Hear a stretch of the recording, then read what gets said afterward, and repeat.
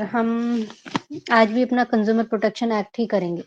देखिए, मैं आप लोगों को कुछ क्वेश्चन्स बता देती हूँ मतलब जो अ, जनरली पूछे गए हैं। तो मैंने जो पेपर्स रिव्यू किए हैं, पुराने पेपर्स, उसमें से ज़्यादातर जो क्वेश्चन पूछे गए हैं वेरी शॉर्ट में और लॉन्ग में पूछे गए हैं। ठीक है, कई बार 2-3 बार ऐसा हुआ है कि शॉर्ट में भी आपका से कंज़्यूमर प्रोटेक्शन एक्ट से कोई क्वेश्चन पूछा गया है। ठीक है ना? तो जो वेरी शॉर्ट में या तो आपका क्वेश्चन आया है डेफिनिशन क्लॉज़ से, ठीक है? जैसे कि कंज्यूमर पूछ लिया, कंप्लेंट पूछ लिया, ये ये पूछा गया है। अब मैंने बताया था कि हमें कौन-कौन सी डेफिनिशन करनी है। अभी हम पूरा जो-जो भी हमारे लिए इम्पोर्टेंट है, वो सब करेंगे। और एक थोड़ा-सा ना पैटर्न चेंज हो रहा है, मतलब ऐसा नहीं है कि पहले तो यही था कि जो रिपीटेड क्वेश्चन्स ही आते थे। बट देखिए अब आपका एक तो ये नया एक्ट है। एक्ट आपका पुराने वाला रिपील हो गया है, नया एक्ट है। तो हमें 1-2 डेफिनिशन जो पूछी गई है, उससे अलग और भी करनी होंगी। बाकी लॉन्ग क्वेश्चन जनरली जो पूछे गए हैं, वही हैं। वेरी शॉर्ट में आपका ये डिस्ट्रिक्ट कंज्यूमर मतलब डिस्ट्रिक्ट कमीशन करेंगे। ये वेरी शॉर्ट में पूछा गया है 2-3 बार, बट ये हमें लॉन्ग के पॉइंट ऑफ व्यू से भी करना ही है। ऑब्जेक्ट लास्ट क्लास में हमने डिस्कस किया था। आपका कंज्यूमर प्रोटेक्शन एक्ट का पास होने का ऑब्जेक्ट क्या है? ठीक है? ये हमने डिस्कस किया था। आपका कंज्यूमर प्रोटेक्शन एक्ट क्यों पास हुआ? उसके ऑब्जेक्ट क्या था? कंज्यूमर्स के इंटरेस्ट को प्रोटेक्ट करने के लिए, ठीक है? आपका ये कंज्यूमर प्रोटेक्शन एक्ट पास हुआ। Complaint, complainant, consumer, object of central council या मतलब जो भी जितनी भी हमारी काउंसिल्स हैं, उनका ऑब्जेक्ट। ये सब हमें वेरी शॉर्ट के पॉइंट ऑफ व्यू से करना है और जो लॉन्ग में पूछे गए हैं, वो कंप्लेंट अगर हमें फाइल करनी है तो वो कैसे होगी? प्रोसीजर क्या होगा कंप्लेंट फाइल करने का? ओके। और आपका structure and jurisdiction of district consumer commission, state commission and national commission, ठीक है? इनका हमें कॉन्स्टिट्यूशन, jurisdiction एंड प्रोसीजर ये करना है। और चलिए साथ-साथ मैं बताती रहूँगी। जो-जो सेक्शन मैं आप लोगों को बता रही हूँ, सिर्फ वही सेक्शंस आपको करने हैं। ये बेयर एक्ट आप लोगों के पास होना चाहिए। हार्ड कॉपी या soft copy doesn't matter, but all of you have to open the bare act.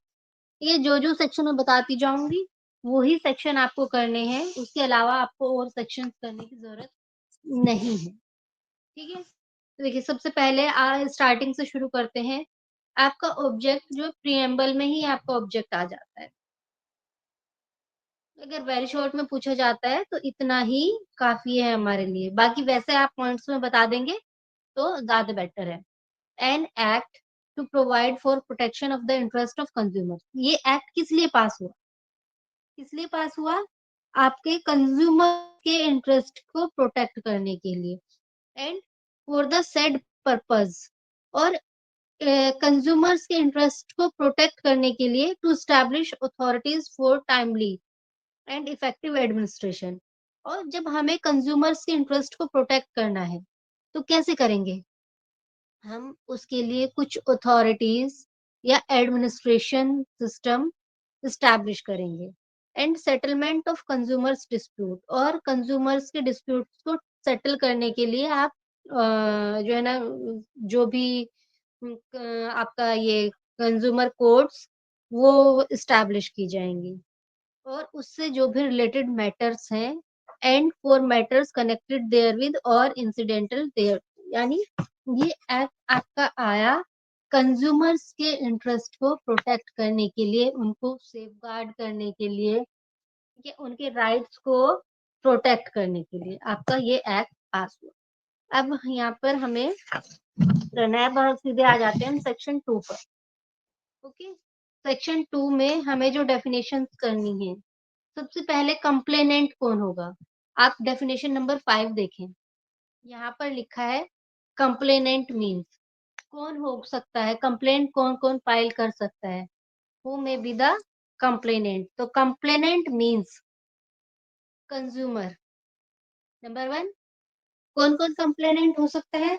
जो कंज्यूमर। कंज्यूमर, कंज्यूमर की डेफिनेशन मैंने आपको लास्ट क्लास में बता दी थी कि कंज्यूमर कौन होगा। ठीक है, तो कंप्लेनेंट मीन्स अ कंज्यूमर और any voluntary consumer association registered under any law for the time being for। यानी कोई कंज्यूमर्स की कोई एसोसिएशन है, वो भी कंप्लेंट फाइल कर सकती है, कंज्यूमर इंडिविजुअली या फिर कंज्यूमर्स की कोई association registered under any law for the time being for, कोई ऐसी एसोसिएशन जिसको रजिस्टर्ड किया गया हो। और सेंट्रल गवर्नमेंट और स्टेट गवर्नमेंट, सेंट्रल गवर्नमेंट और स्टेट गवर्नमेंट भी कंप्लेंट फाइल कर सकते हैं। द सेंट्रल अथॉरिटी, या फिर हमने पढ़ा था ना सेंट्रल अथॉरिटी सीसीपीए, सेंट्रल क्या है ये आपका सीसीपीए, जो आपका सेक्शन 10 में जो स्टैब्लिश हो रही है ना, वो भी आपका कंप्लेंट फाइल कर सकती है। सेंट्रल कंज्यूमर प्रोटेक्शन अथॉरिटी, जिसको हम सेंट्रल अथॉरिटी भी कह सकते हैं, सीसीपीए। सेंट्रल गवर्नमेंट भी कंप्लेंट फाइल कर सकती है, स्टेट गवर्नमेंट भी कर सकती है, सेंट्रल अथॉरिटी और वन और मोर कंज्यूमर, या एक और उससे ज्यादा consumers, where there are numerous consumers having the same interest, जहां पर कई सारे कंज्यूमर्स का सेम इंटरेस्ट है। ठीक है, उन लोगों का रिड्रेसल एक ही है, जब उनकी एक ही प्रॉब्लम है, ठीक है, तो वो साथ में मिलकर भी कंप्लेंट फाइल कर सकते हैं। In case of death of a consumer, और अगर कंज्यूमर की डेथ हो गई है तो उसके लीगल ईयर्स या लीगल रिप्रेजेंटेटिव, और in case of a consumer being minor his parents और लीगल गार्जियन, और अगर जो कंज्यूमर है वो माइनर है तो उसके पेरेंट्स या लीगल गार्जियन भी कंप्लेनेंट हो सकते हैं। तो आपके क्लोज 5 में दिया है कंप्लेनेंट। कंप्लेनेंट कौन होगा?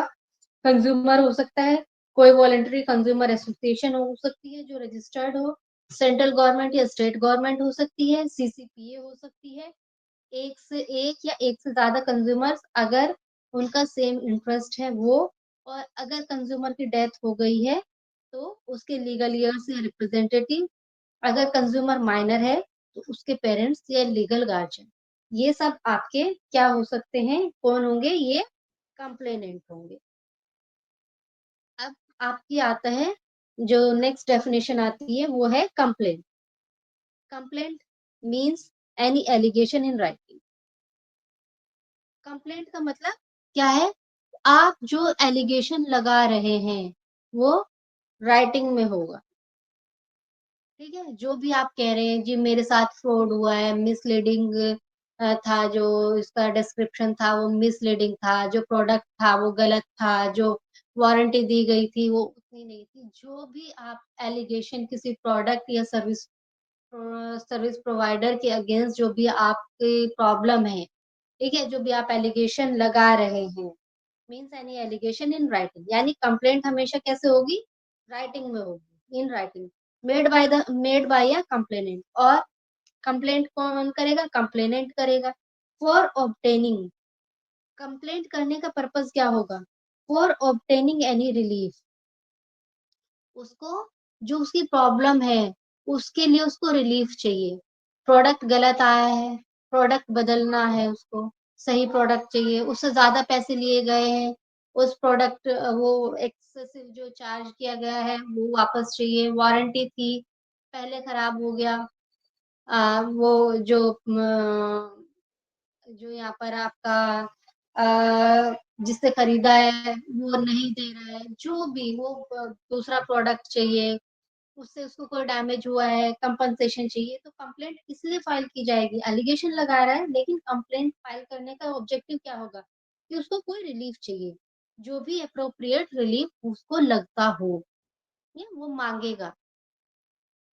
सो obtaining any relief provided by or under this act, और कैसा रिलीफ? वो रिलीफ जो ये एक्ट प्रोवाइड करता है। ठीक है, जो भी मैम ऐप अभी आप कौन सा वाला टॉपिक करा रहे हो? Sorry to interrupt. Consumer protection act हम कर रहे हैं। इसमें इंट्रोडक्शन या अभी बैकग्राउंड? इंट्रोडक्शन वैसे तो हमने कर लिया था लास्ट क्लास में, अभी हम डेफिनेशन क्लोज कर रहे हैं। कंप्लेंट की डेफिनेशन हो गई, कंप्लेनेंट की हो गई, कंप्लेंट कर रहे हैं। Thank you ma'am. ठीक है, क्लोज 6 में आपका कंप्लेंट है। So complaint means any allegation in writing. देखिए, जो भी आपकी डेफिनेशंस हैं, आपको एज इट इज उस लैंग्वेज में लिखने की बिल्कुल भी जरूरत नहीं है। ऐसा नहीं है कि आपसे डेफिनेशन पूछ ली तो आपको बेयर एक्ट की लैंग्वेज लिखनी है।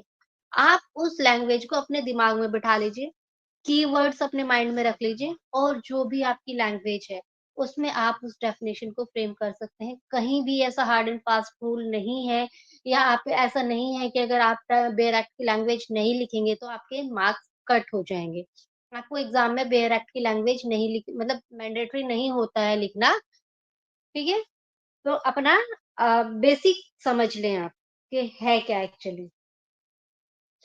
So complaint means any allegation in writing made by a complainant for obtaining any relief provided by or under this act that, क्या कहेगा वो, that an unfair contract or unfair trade practice or restrictive trade practice has been adopted by any trader or service provider।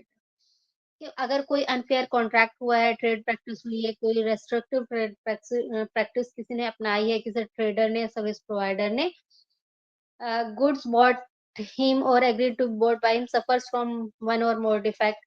कोई जो उसने goods खरीदी थी उनमें कोई डिफेक्ट है, जो उसने नेक्स्ट जो कोई सर्विस हायर की थी या एग्रीमेंट किया था सर्विस हायर करने के लिए, उसमें कोई डेफिशिएंसी है, कोई ट्रेडर या service provider as the case में has charge for the goods for the mention complaint, excess उसने प्राइस चार्ज किया है, जो प्राइस फिक्स हुआ था उससे ज्यादा उसने एक्सेसिव किया है, या फिर जो गुड्स के ऊपर डिस्प्ले था उससे ज्यादा उसने एक्सेस में लिया है, या कोई प्राइस लिस्ट जो एग्जिबिट हुई थी उससे ज्यादा उसने एक्सेस में चार्ज किया है, या फिर पार्टीज के बीच में जो एग्रीमेंट हुआ था उससे ज्यादा उसने चार्ज बढ़ा दिया है, या फिर the goods which are hazardous to life and safety when used are being offered for the sale of public. या फिर जो कोई ऐसे प्रोडक्ट जो जान माल के लिए खतरा हो सकते हैं, ठीक है, ऐसे प्रोडक्ट पब्लिकली सेल के लिए ऑफर किए गए हैं, इन सब केसेस में कंप्लेन की जा सकती है। ठीक है, वो इनके अगेंस्ट कंप्लेंट फाइल की जा सकती है, जो जो भी चीजें यहाँ पर आपका मेंशन है। अब नेक्स्ट आता है कंज्यूमर। कंज्यूमर की मैंने लास्ट क्लास में आपको डेफिनेशन अच्छे से बता दी थी कि कंज्यूमर होता कौन है।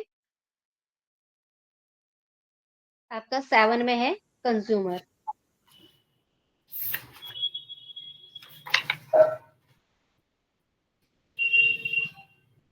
All of you mute yourself. ये मैडम ये चैप्टर्स कौन सा है ये बेयर एक्ट में? सेक्शन 2। ये चैप्टर 2 भी आ रहा है ये इसमें? चैप्टर 2 नहीं, सेक्शन 2। ओके। सेक्शन 2 कंज्यूमर की डेफिनेशन है क्लोज 7 में। मैम अभी तक आपने 3 डेफिनेशंस बोली है ना, कंज्यूमर, जी कंप्लेन, कंप्लेनेंट, करेक्ट? हाँ हाँ राइट अभी ना सो फार। यस। अभी मैडम आपने जो सेक्शन चेंज हुए हैं क्या? सेक्शन चेंज हुए हैं मतलब किताब में मैम ये सेक्शन जो 10 दिया हुआ है, 12 दिया हुआ है। 2019 के बेयर एक्ट में बेयर एक्ट नहीं पढ़ा, मेरे पास किताब है। वो पुराने बान वाला मतलब 1986 वाले के सेक्शंस होंगे ना। हाँ, तो इसको फॉलो करना मैम बेकार जो है फिर। सेक्शंस हैं वो क्या हैं? जैसे कंज्यूमर की डेफिनेशन हुई है, 27 में दी गई है। और ये जो हमारी बुकलेट्स है मैम, ये क्या बोलते हैं, क्वेश्चन आंसर्स वाली जो यूनिक किए हैं, इसमें सेक्शन 2 कॉमा मतलब ब्रैकेट 1 कॉमा डी। वो पुराने बेयर एक्ट का था आपका, 1986 वाले का। नहीं तो हमें मतलब नंबर तो नए के हिसाब से मिलेंगे ना, बिल्कुल या पुराना लिखना चल जाएगा? नहीं नहीं। ये सर ये नेट से डाउनलोड कर लो, प्रेजेंट आ रहा है बिल्कुल जो मैं पढ़ा रहा हूँ। एक बार आप बताएं कंप्लेन कौन से सेक्शन में था? कंप्लेन और कंप्लेनेंट? कंप्लेनेंट आपका 2.5 में था और कंप्लेंट 2.6 में। Okay, thank you. Bare acts आपको नए फॉलो करने हैं, उन्हीं के अकॉर्डिंग आपको सेक्शंस लिखने हैं। तो ये जो बुक्स हैं, यूनिक वाली जो बुक्स हैं, ये मतलब ट्रस्टेबल नहीं है कंटेंट? आप ये नहीं कह सकते हाँ, trustable यूनिक नहीं है। आप वो नए के हिसाब से सेक्शंस उनमें मेंशन नहीं किए हैं।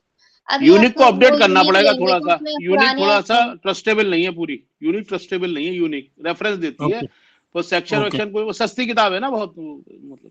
हाँ, वो वही कोई मतलब 10 क्या बोलते हैं 30 क्वेश्चंस हैं बस। हाँ, और वो तो ये क्वेश्चन की टाइम टू लैंग्वेज टाइम वो जो है ऐसी ना है, अंकुर लैंग्वेज वो- ऐसी है कि वो लिख नहीं सकते उसे पढ़ के। मैं तो ये देखता हूँ यूनिक। होगा। बस ओके, बस तो बता कुछ कंज्यूमर के लिए कुछ मैडम कोई बुक बता सकते हैं कंज्यूमर प्रोटेक्शन एक्ट के लिए अच्छे मैं राइटर की? आपको ना मैं सही बता रही हूँ, आपको कोई बुक रेफर करने की जरूरत नहीं है कंज्यूमर प्रोटेक्शन एक्ट के लिए। तो बेयर और एक्ट जो आपको बुक की तरह ही है, बेयर एक्ट बुक की तरह ही है अंकुर। बेयर एक्ट जो है बुक की तरह ही है, मोटा मैं माटी, आपको बेयर ज्यादा एक्ट नहीं में है। एकदम सिंपल लैंग्वेज में बता रही हूँ। आप अगर हार्ड कॉपी रखेंगे ना बेयर एक्ट के अपने सामने, आप उसमें साथ साथ मार्क करते जाएंगे। मैंने लास्ट क्लास में भी कहा था कि हार्ड मतलब बेयर एक्ट आपके पास होना चाहिए। आपको कंज्यूमर प्रोटेक्शन एक्ट के लिए बिल्कुल कोई बुक की जरूरत नहीं है। मैं जो सेक्शंस बता रही हूँ, उनके जो क्लॉजेस बता रही हूँ, सिर्फ उतना ही पढ़ लेना है। और एक बार आप इसकी लैंग्वेज को समझ लें तो अपनी लैंग्वेज में लिख देना है, कुछ नहीं करना है इसमें। ठीक है ठीक है। ठीक है, बिल्कुल ऐसा नहीं है, ट्रिकी नहीं है इसमें कुछ भी। बस एक लैंग्वेज समझ लीजिए, बहुत इजी है ये। लेकिन शर्त यही है कि आप बेयर एक्ट से ही पढ़ें तो ही आपको ये समझ में आएगा, ऐसे नहीं आएगा। मैडम ये एग्जाम में कितने मार्क्स कवर करता है ये कंज्यूमर प्रोटेक्शन? 30 मार्क्स का आएगा आपका एग्जाम में। ओके, 30:70 का रेशियो रहता है ना? जी। Okay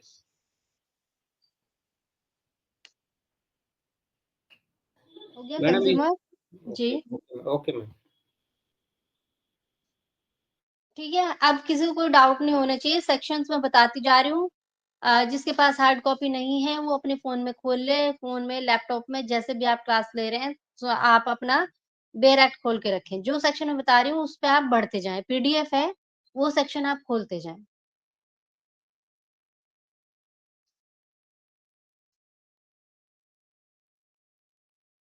ma'am which PDF you are talking about? Bare act का पीडीएफ है। जो आपने नोट्स दिए थे उनमें? मैं 1 मिनट आपके ग्रुप में मैं शेयर कर देती हूँ। प्लीज ओके, एक बार और कर दो। हाँ। शेयर है ऑलरेडी। कोई बात नहीं, मैं इन लोगों के लिए जिनको नहीं मिल रहा है मैं शेयर कर देती हूँ।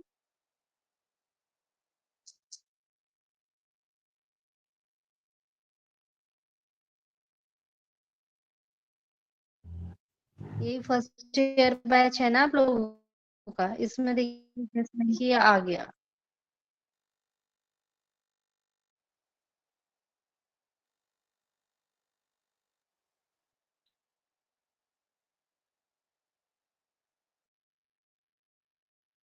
ये मैम एग्जाम्स की डेट आई कोई? जब एग्जाम की डेट आएगी आप लोगों को पता चल जाएगा, कॉलेज से आपके पास नोटिफिकेशन आ जाएगा। डाल रखा है एग्जाम डेट्स आ गई है। 15 से है। कॉलेज से ऑफिशियल आपको कोई मेल आई है? मेल मैम सीसीओ की नोटिफिकेशन है। सिंह यूनिवर्सिटी की नोटिफिकेशन चलिए आप ना टाइम वेस्ट नहीं करें, जैसे ही आपको ना डेट आएगी कॉलेज से मेल आ जाएगी आपको। आप ना क्लास पे अभी फोकस करें, ठीक है?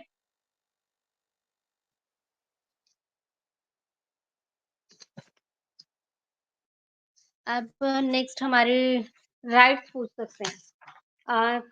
2.9 consumer consumer right. Consumer right कौन कौन से कंज्यूमर की क्या क्या राइट होंगे, ये वैसे तो हमने लास्ट क्लास में डिस्कस कर लिया था। तो ये आपका दिया है क्लोज 9 में। कंज्यूमर्स के कौन कौन से राइट इंक्लूड है? The right to be protected against the marketing of goods products और service which are hazardous to life. यानी जो भी ऐसे गुड्स हैं या प्रोडक्ट्स हैं जो लाइफ के लिए हैजार्डस हैं, लाइफ या प्रॉपर्टी के लिए, उनको उनकी मार्केटिंग से प्रोटेक्ट करना। कौन सा सेक्शन बताया madam? 2.9 be aware.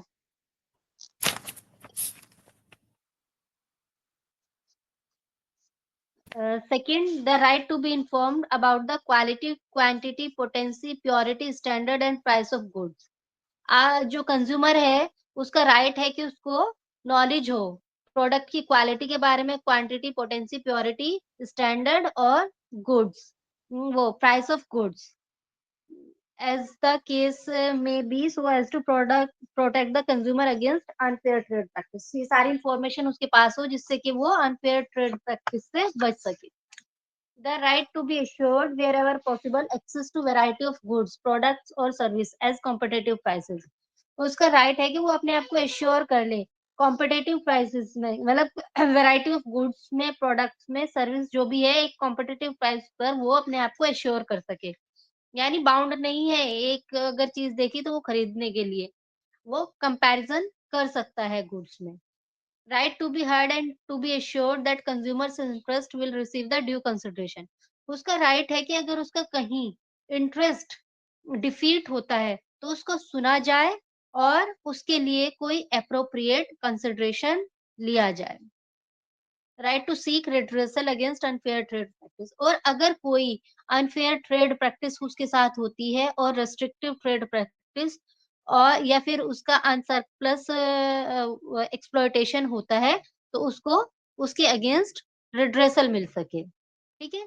The right to consumer awareness. और उसका राइट है कि उसको अवेयरनेस दी जाए अपने राइट्स के बारे में.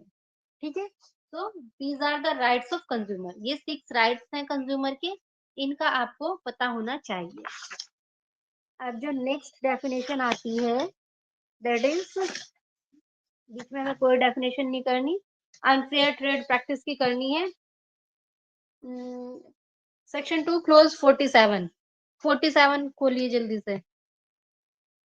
जो अभी शेयर किया है मैंने पीडीएफ, उसका पेज नंबर 8 है.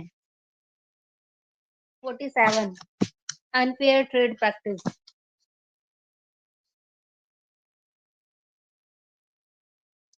किसे कहेंगे हम अनफेयर ट्रेड प्रैक्टिस? हम पढ़ रहे हैं unfair trade practice. Unfair trade practice क्या है? ये unfair trade practice means a trade practice which for the purpose of promoting the sale. एक ऐसी ट्रेड प्रैक्टिस जो सेल को प्रमोट करने के लिए, यूज और सप्लाई ऑफ एनी गुड, या उसको यूज और सप्लाई के लिए for the provision of any service adopt any unfair method. यानी मैम पेज एक बार बताएंगे, पेज कौन सा है? 8.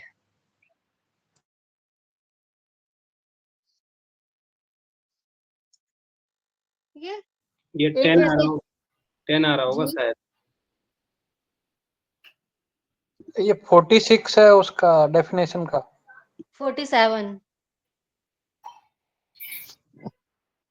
ये पेज नंबर 10 पे आ रहा है जो नेट से डाउनलोड हुआ है.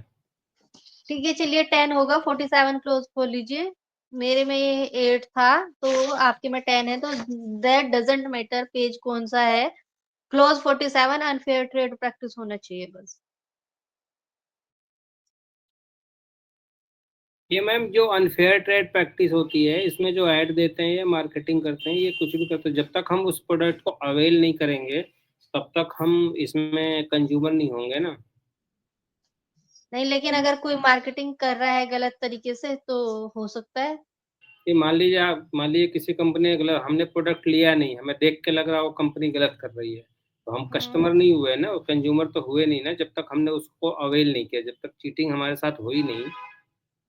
हाँ, अगर हम, लेकिन ये है कि complaint unfair trade practice consumer हम तभी होंगे बिल्कुल जब हम उससे हमें कोई नुकसान हो जाएगा. ठीक है. उसने अनफेयर ट्रेड प्रैक्टिस की थी और उससे हमें हार्म हो गया, तब हम कंज्यूमर होंगे, मतलब तब हम रिड्रेसल मांग सकते हैं. बट अनफेयर ट्रेड प्रैक्टिस है तो उसके अगेंस्ट औरों को भी तो राइट है ना.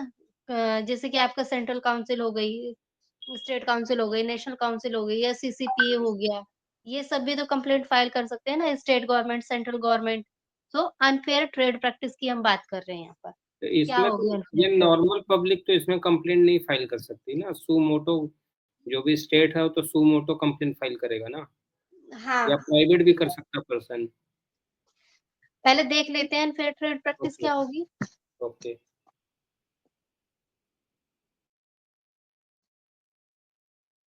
Unfair trade practice means trade practice which for the purpose of promoting the sale, use or supply of any good for the provision of any service adopts any unfair method, यानी उसकी cell supply को बढ़ाने के लिए, उसके use को promote करने के लिए क्या करते हैं, अनफेयर मेथड यूज करते हैं। और या फिर अनफेयर या डिसेप्टिव प्रैक्टिस, वो सब में क्या इंक्लूड होगा, including any of the following practice namely making any statement whether orally or in writing or by visible representation including the means of electronic medium.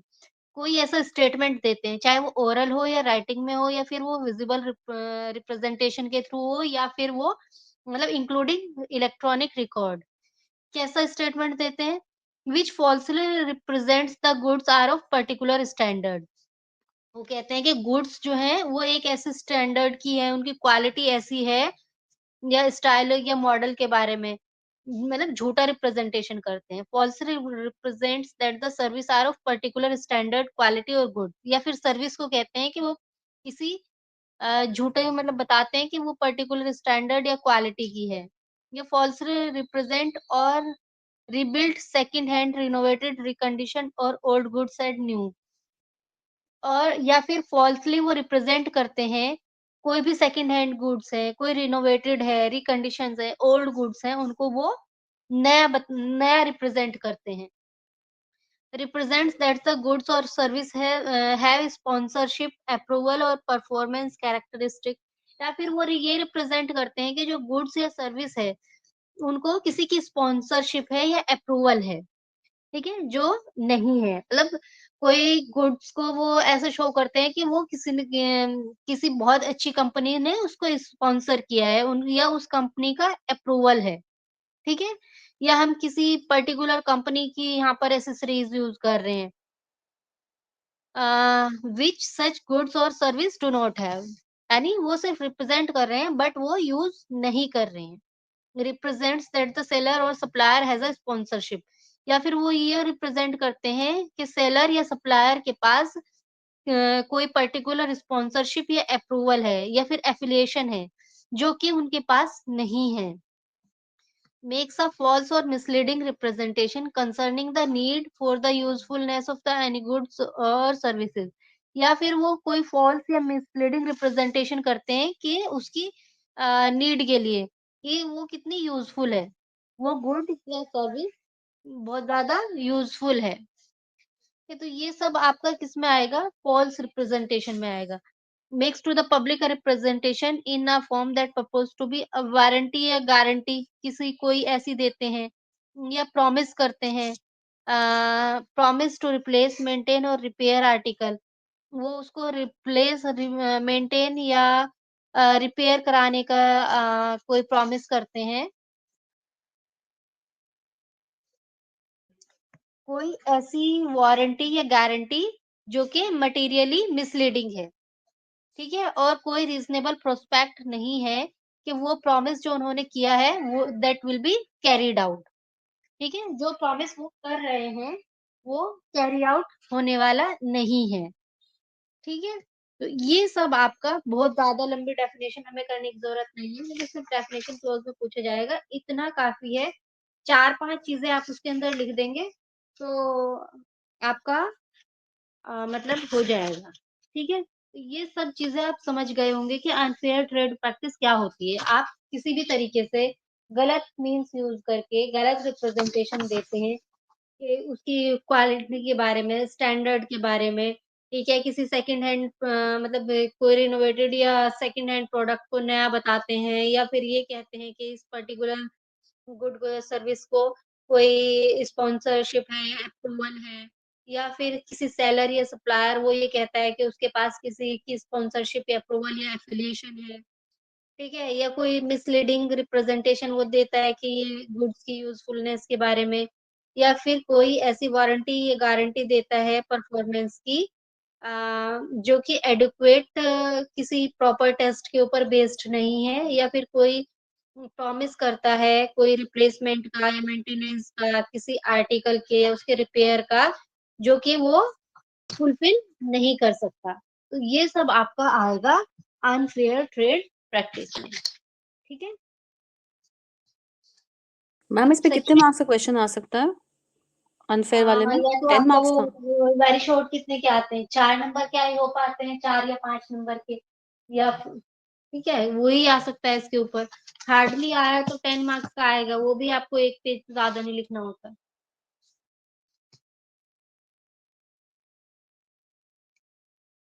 इसमें आपका लॉन्ग क्वेश्चन नहीं बनेगा।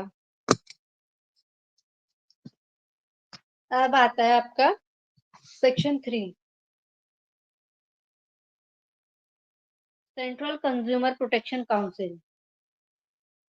सेंट्रल कंज्यूमर प्रोटेक्शन काउंसिल आपकी section 3 में provided है। ये central government establish करेगी इसको, ठीक है। Central protection council, central consumer protection council, और जिसको हम to be known as central council. कौन इस्टेब्लिश करेगा? सेंट्रल गवर्नमेंट इस्टेब्लिश करेगी, नोटिफिकेशन से इस्टेब्लिश करेगी, और ये आपकी इसको हम सेंट्रल काउंसिल के नाम से जान सकते हैं। ये क्या होगी? It shall be an advisory council. Advisory council होगी।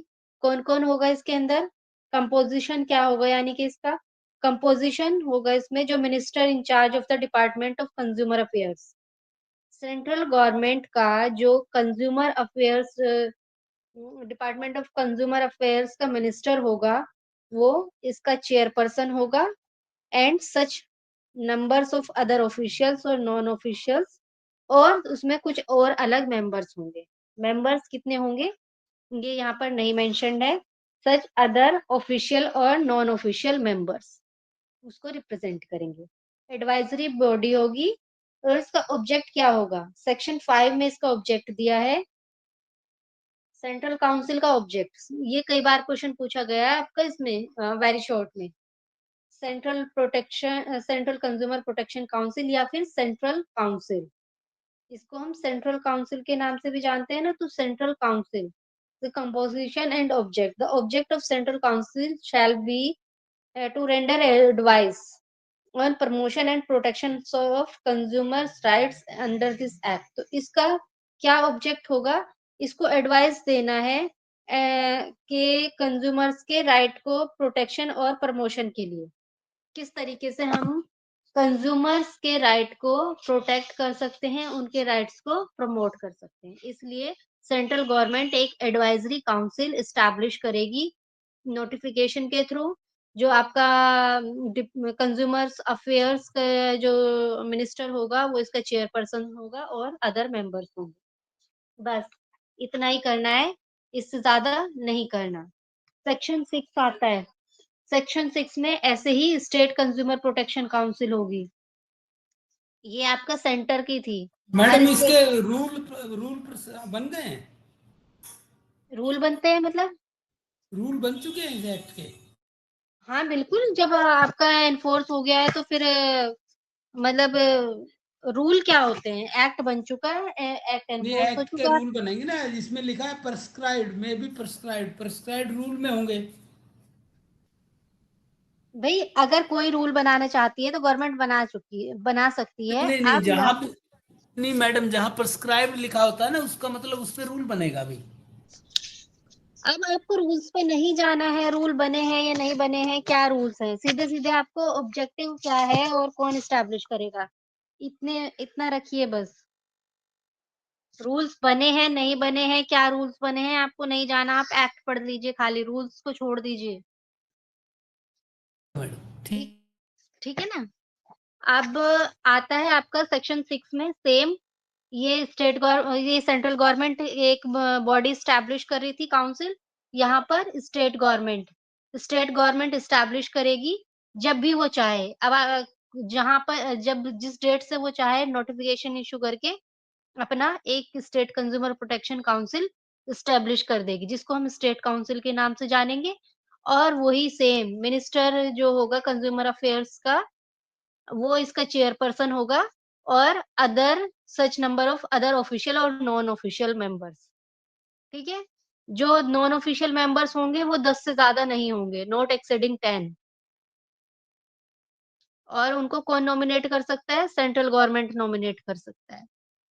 ऑब्जेक्ट क्या होगा? इसका सेम ऑब्जेक्ट होगा, एडवाइस देना for the promotion and protection of consumers right. Consumers state government को ये कंज्यूमर्स के राइट्स को प्रमोट करने के लिए और प्रोटेक्ट करने के लिए एक एडवाइजरी बॉडी होगी, ठीक है। Section 6 and section 7। अब 8 में डिस्ट्रिक्ट कंज्यूमर प्रोटेक्शन काउंसिल। अब क्या करेगी स्टेट गवर्नमेंट हर डिस्ट्रिक्ट में, फॉर एवरी डिस्ट्रिक्ट, ये तो एक स्टेट लेवल पर हो गई, एक डिस्ट्रिक्ट लेवल पर डिस्ट्रिक्ट कंज्यूमर प्रोटेक्शन काउंसिल, जिसको हम डिस्ट्रिक्ट काउंसिल कह सकते हैं, उसको एस्टैब्लिश करेगी। जो कलेक्टर होगा डिस्ट्रिक्ट का वो उसका चेयरपर्सन होगा। डिस्ट्रिक्ट काउंसिल का चेयरपर्सन कौन होगा? उस डिस्ट्रिक्ट का कलेक्टर होगा। और other official and non official members हो सकते हैं, बट नॉट लेस देन 2। नहीं, यहाँ पर ये तो मीटिंग्स के बारे में लिखा है। जितने भी वो चाहे उतने यहाँ पर ऑफिशियल नॉन ऑफिशियल मेंबर्स हो सकते हैं, एज में बी प्रेस्क्राइब्ड। जितना स्टेट चाहे उतने मेंबर्स हो सकते हैं। और इसका भी ऑब्जेक्ट क्या है? Advice, to render advice, promotion and protection of the rights of consumer, ठीक है। 3 काउंसिल है, सेक्शंस देख लेना। Central council central government establish करेगी, state council state government establish करेगी, ठीक है। और district council state government establish करेगी। उन दोनों के जो सेंट्रल काउंसिल और स्टेट काउंसिल, उनके जो मिनिस्टर इंचार्ज होंगे वो उसके चेयरपर्सन होंगे। डिस्ट्रिक्ट काउंसिल का जो चेयरपर्सन होगा वो कौन होगा? डिस्ट्रिक्ट कलेक्टर होगा, ठीक है।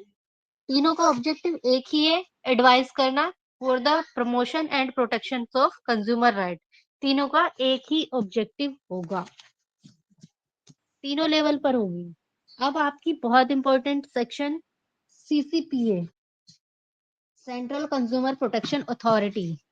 मैम ये जो 3 बनाए हैं लेवल, स्टेट हो गया, डिस्ट्रिक्ट हो गया और सेंटर हो गया, है ना? तो ये 3 जो बनाए, तो बेसिकली डिस्ट्रिक्ट कोर्ट में अगर कोई अपनी कंप्लेंट डालता है तो ये भी सेम इसी हायरार्की पे चलता है कि जैसे एक कोर्ट अगर सही जजमेंट ना दे तो ऊपर जा सकता है? बिल्कुल, आप आगे बढ़िए, सारी चीजें आपको पता चल जाएंगी। Okay okay. मैडम ये काउंसिल एडवाइस किसको देंगे? To whom? स्टेट गवर्नमेंट को, सेंट्रल गवर्नमेंट को। Thank you madam. ये डिस्ट्रिक्ट में कलेक्टर को एडवाइस देंगे ये लोग? कलेक्टर एडवाइस देगा स्टेट गवर्नमेंट को। कलेक्टर तो चेयरपर्सन है ना, ये बताया ना मैंने। डिस्ट्रिक्ट काउंसिल का चेयरपर्सन कौन है? कलेक्टर है। तो जब वो उसके चेयरमैन के तौर पर काम करेगा तो वो क्या सोचेगा? एडवाइस देगा कि कैसे कैसे हम कंज्यूमर्स के राइट्स को नहीं, स्टेट और डिस्ट्रिक्ट दोनों के चेयरपर्सन स्टेट को ही रिपोर्ट करेंगे ना, एक तरीके से एडवाइस बिल्कुल करेंगे, और सेंट्रल वाले सेंटर को करेंगे। बिल्कुल।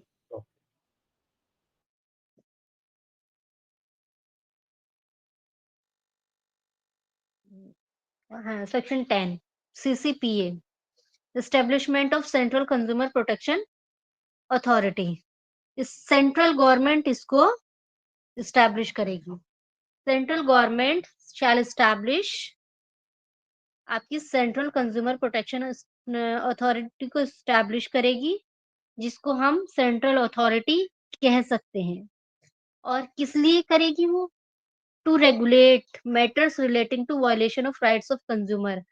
अगर कंज्यूमर्स के राइट्स का वॉलेशन होता है, ठीक है, तो उस मैटर्स को ये रेगुलेटरी बॉडी होगी।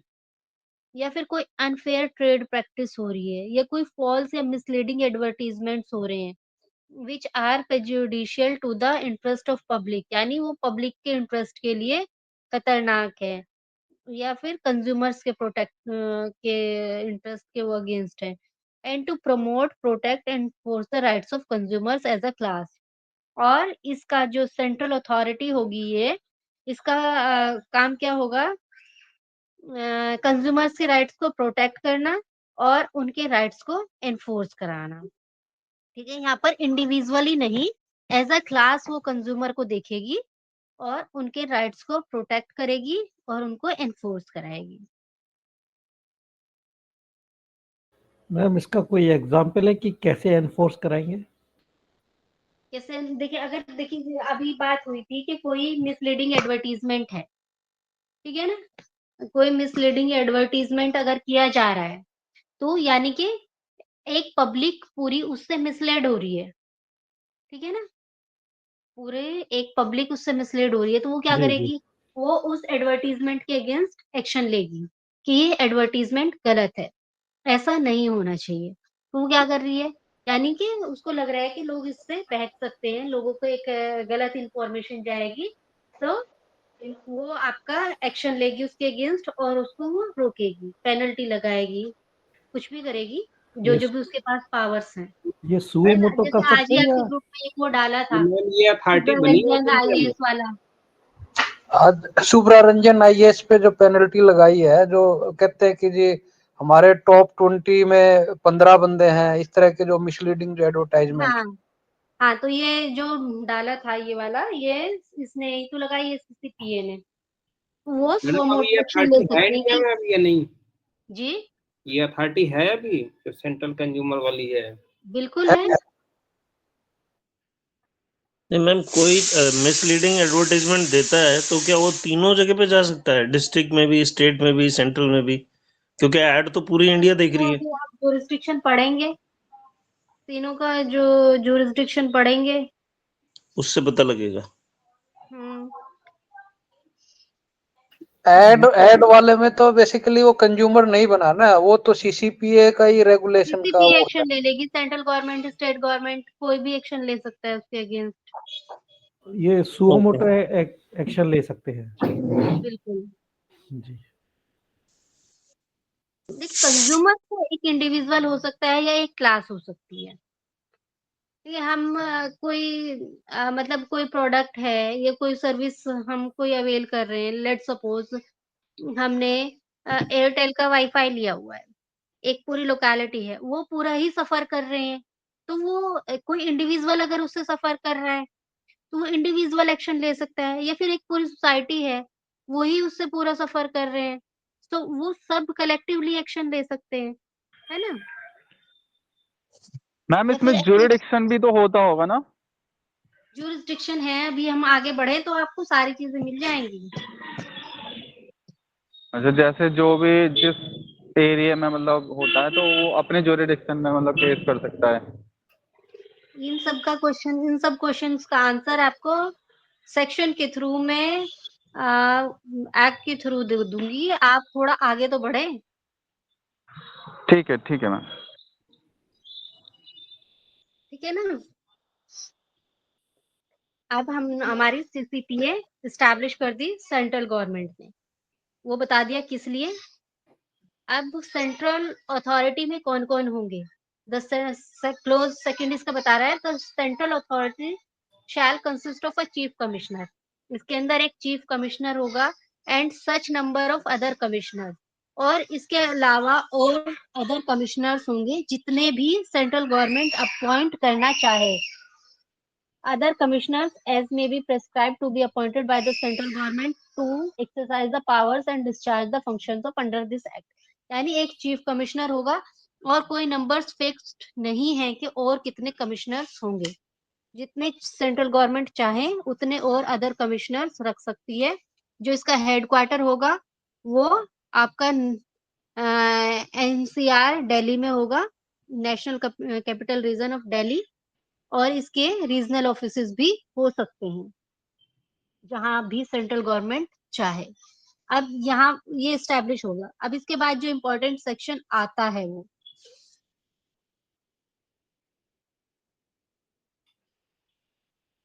इसके बाद जो इम्पोर्टेंट क्वेश्चन सेक्शन आता है वो है आपका the powers and functions of central authority.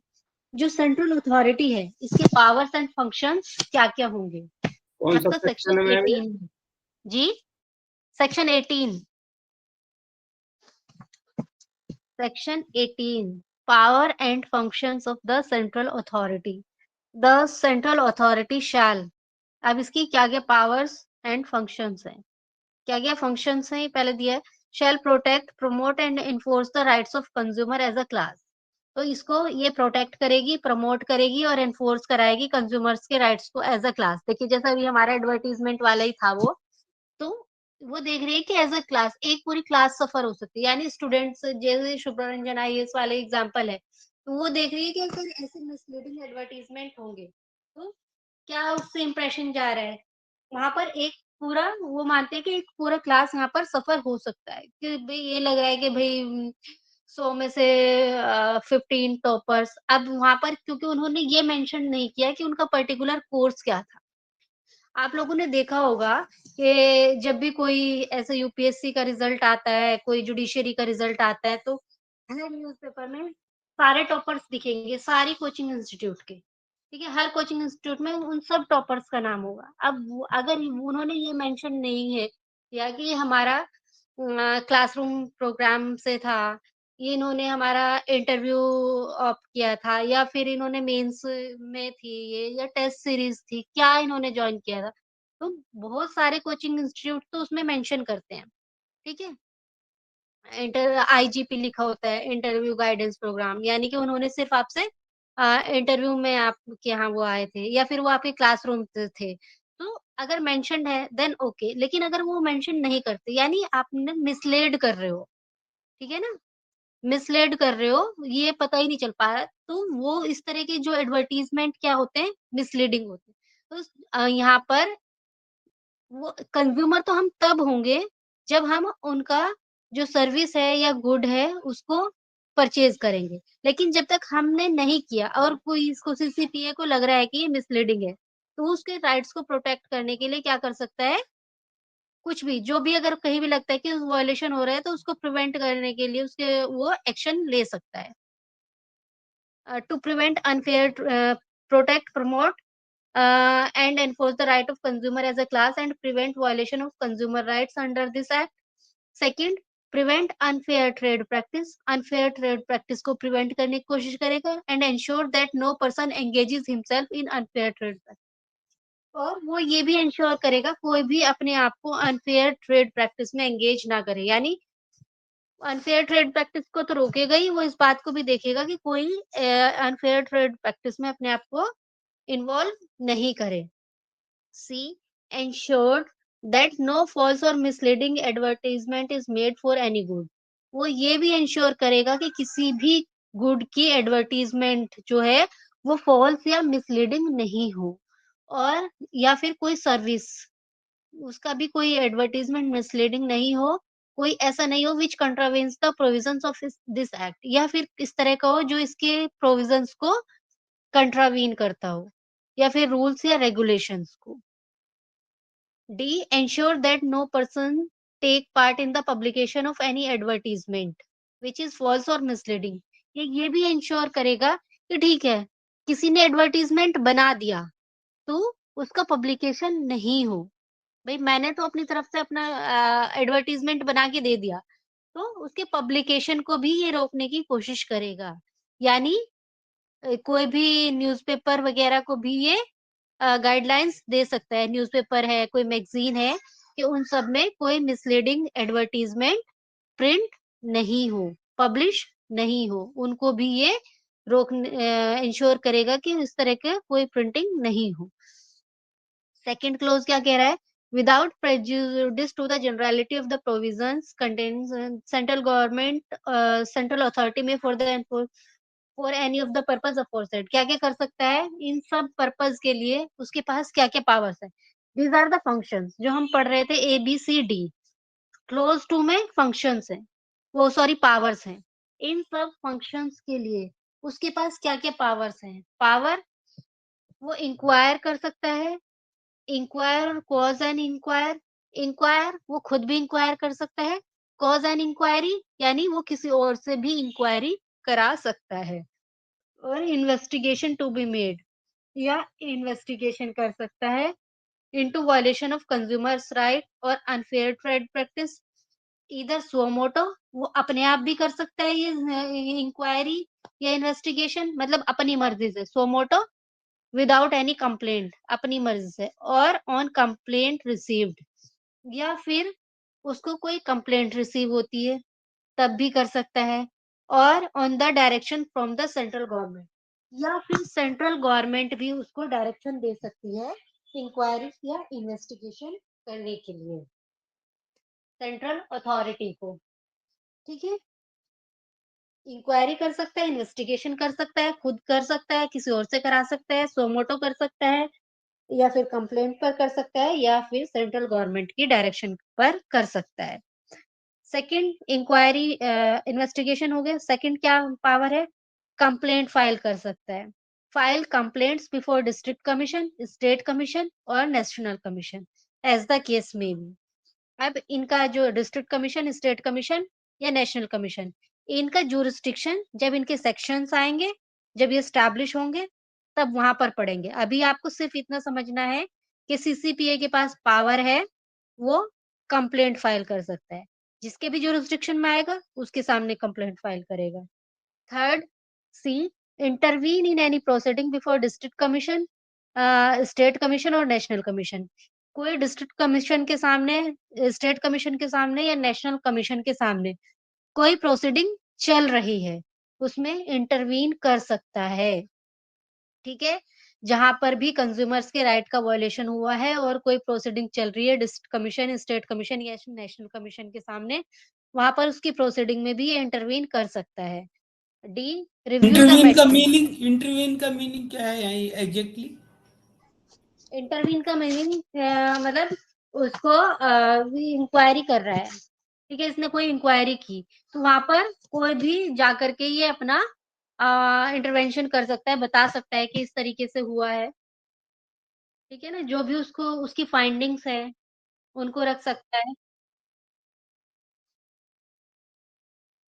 ठीक है ना, रिव्यू कर सकता है, review the matter relating to and the factors inhibiting enjoyment of consumer rights. ये कोई भी मैटर है उसको रिव्यू कर सकता है, including safe guard provide for the protection of consumers, any other law. कोई भी लॉ है, कोई अगर लॉ है जो कंज्यूमर्स के प्रोटेक्शन के लिए, उसको रिव्यू कर सकता है and recommend appropriate remedial measures for their effective implementation. कोई भी अगर लॉ है जो सेफ गार्ड कर सकता है कंज्यूमर्स के राइट्स को, ठीक है, तो उसको रिव्यू कर सकता है, और जो भी कोई अप्रोप्रिएट रेमेडी हो सकती है उनके इफेक्टिव इम्प्लीमेंटेशन के लिए, वो भी ये रिकमेंडेशन दे सकता है। किसको रिकमेंडेशन, किसको देगा? गवर्नमेंट को देगा। ठीक है ना, सेंट्रल गवर्नमेंट को ये रिकमेंडेशन देगा जिससे कि उनका जो भी लॉ है उनको इफेक्टिवली इन्फोर्स कराया जा सके, इम्प्लीमेंट कराया जा सके। कोई रिकमेंड अडॉप्शन ऑफ इंटरनेशनल कॉवेनेंट्स, ये तो हो गया, पूरा रिव्यू कर लेगा अपने यहाँ का। कोई अगर उसको लगता है कि कोई इंटरनेशनल कॉवेनेंट है या कोई बेस्ट इंटरनेशनल प्रैक्टिस है ऑन कंज्यूमर्स राइट, वो भी उसके अडॉप्शन के लिए भी रिकमेंडेशन दे सकता है।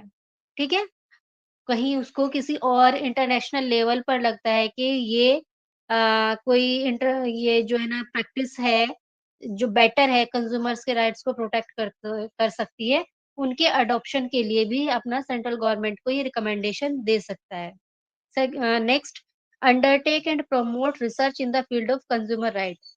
साथ ही कंज्यूमर्स के राइट्स के लिए, ठीक है, उनको प्रोटेक्ट करने के लिए, प्रमोट करने के लिए रिसर्च भी कर सकता है। रिसर्च और कैसे कैसे उनके राइट्स को प्रोटेक्ट किया जा सकता है। Spread and promote awareness on consumer rights, ये अपना कंज्यूमर्स के राइट्स के लिए अवेयरनेस को भी प्रमोट कर सकता है। Encourage non governmental organisation, NGO को ये एनकरेज करेगा, and other institutions working on the field of consumers right. कोई एनजीओ है या और इंस्टीट्यूशन है जो कंज्यूमर्स के राइट पर वो वर्क कर रहे हैं, उनको एनकरेज कर सकता है कोऑपरेट करने के लिए, और उनकी कंज्यूमर्स प्रोटेक्शन एजेंसीज हैं कि वो आपस में कोऑपरेट करें, और उनको उन सब के लिए एनकरेज करेगा। Mandate the use of unique and universal goods identifier, ये मैंडेटरी कर सकता है कि जो भी unique and universal good identifiers हैं, यानी कोई एड आइडेंटिटीज जो है उनके गुड्स के लिए कोई ट्रेडमार्क है, इस तरह की चीजें वो नेसेसरी होंगी to prevent unfair trade practice, जिससे कि अनफेयर ट्रेड प्रैक्टिस को रोका जा सके और कंज्यूमर्स के इंटरेस्ट को प्रोटेक्ट किया जा सके। Issue safety notice to alert consumers, safety notice issue कर सकता है कंज्यूमर्स को जो भी डेंजरस है, हैजार्डस है, अनसेफ गुड्स हैं या सर्विसेज हैं, या फिर advise the ministers and department of central and state government on consumer welfare measures, जो सेंट्रल या स्टेट गवर्नमेंट की जो भी मिनिस्ट्रीज हैं उनको कंज्यूमर वेलफेयर मेजर्स के लिए एडवाइस दे सकता है। इशू नेसेसरी गाइडलाइंस दे सकता है, किस लिए? To prevent unfair trade practice and protect consumers interest. ये गाइडलाइंस दे सकता है अनफेयर ट्रेड प्रैक्टिस को प्रिवेंट करने के लिए और कंज्यूमर्स के इंटरेस्ट को प्रोटेक्ट करने के लिए। तो ये आपका लॉन्ग क्वेश्चन में क्वेश्चन पूछा जा सकता है, ठीक है। Establishment and powers and functions of CCPA, okay. ये आपका ये सेक्शंस हो गए। अब मैं आप लोग को इसकी अगर कोई हमें सेक्शन 24 देखिए, कोई भी पर्सन जो एग्रीव्ड है by the order pass the central authority या फिर सीसीपीए ने अगर कोई ऑर्डर पास किया है और कोई जिसके अगेंस्ट पास किया है वो इसकी अपील करना चाहता है, तो वो कहाँ करेगा? नेशनल कमीशन में करेगा। ये सेक्शन 24 में अपील है। A person aggrieved by any order passed by the central authority under section 20 and 21, जो भी सेक्शन है, मतलब इसकी अगर अपील करनी है इसके किसी डिसीजन की, तो इसके डिसीजन से एग्रीव्ड है तो उसकी अपील नेशनल कमीशन में होगी within a period of 30 days from the date of receipt of such order, ठीक है। यहाँ तक आपका सेक्शन 24 तक आप करिए, कि आज हमारा बहुत टाइम वेस्ट हो गया। नेक्स्ट क्लास में देखिए आप लोगों के पास बेयर एक्ट बिल्कुल होना चाहिए। बिना बेयर एक्ट के 3 बॉडीज होती हैं आपका, जो है ना, अगर हम बात करें लेजिस्लेचर, एडमिनिस्ट्रेशन एंड जुडिशरी, ठीक है।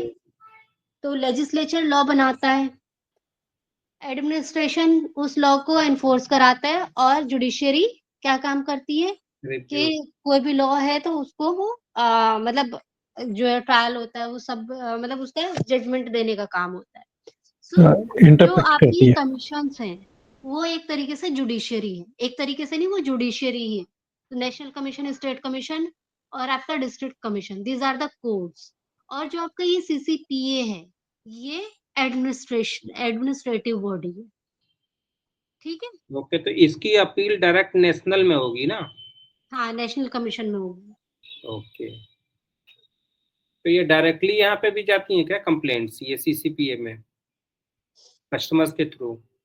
कस्टमर्स के थ्रू कंप्लेंट जाएगी आपके डिस्ट्रिक्ट कमीशन में, स्टेट कमीशन में या नेशनल कमीशन। मतलब कंज्यूमर डायरेक्टली सीसीपीए को मतलब वो नहीं कर सकता ना डायरेक्टली? नहीं, ओके, ठीक है ना। बाकी हमारा 28 से स्टार्ट हो जाता है। आई होप सेक्शन 28 से डिस्ट्रिक्ट कमीशन है।